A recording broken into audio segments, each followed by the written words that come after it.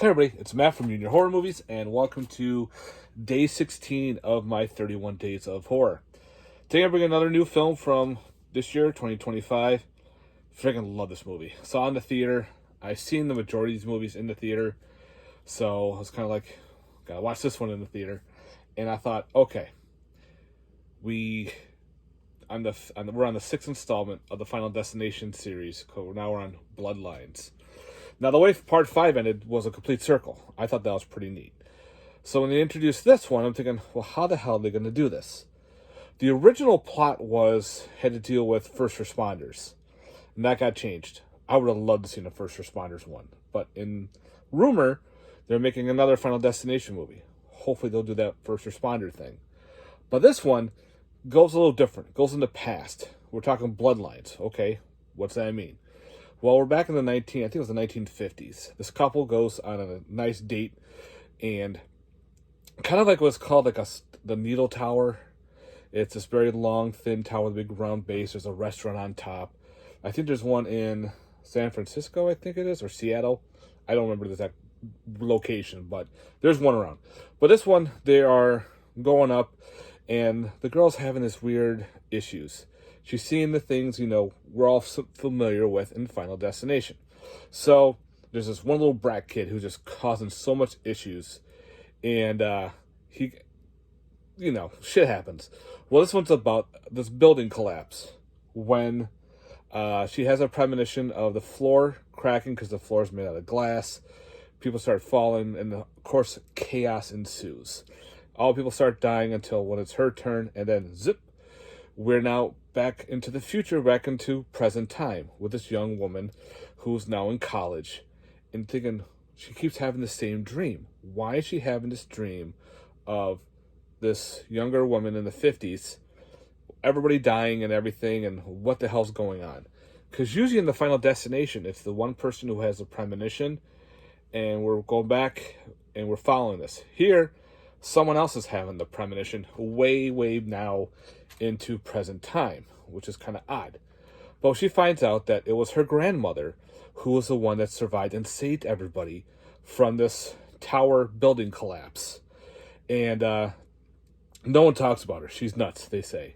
And she has herself locked away in this house that's all boarded and barbed wired and, all protected. Because the grandmother knows she's next. Death is coming for her.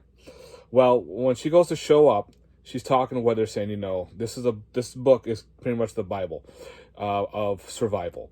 Because death is now coming for all those people who died in the tower that were supposed to die in the tower, who lived.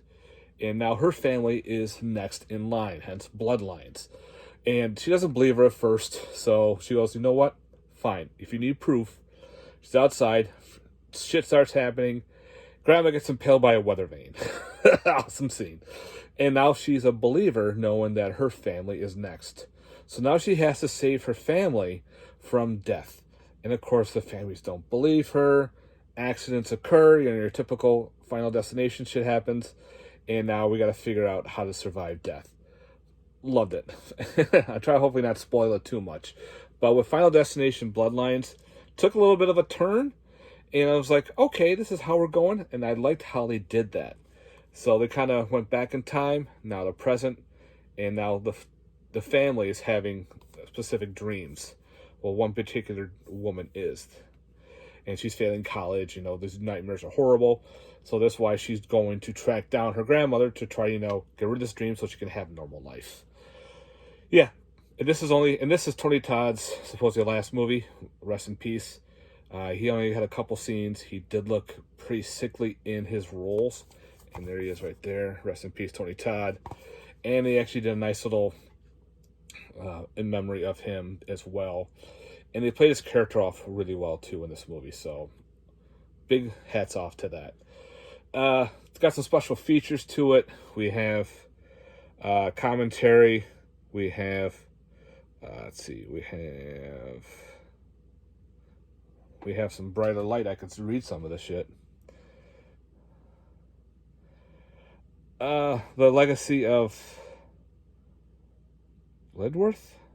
Oh, I think that was him. That was Tony Todd. Because, in the first movie, he's a coroner. And then second line, he is his progression in his job as a coroner and everything to here. He's like the head of the department, and this one he's now retiring. So it's kind of neat. His line was progressing through the movies as well.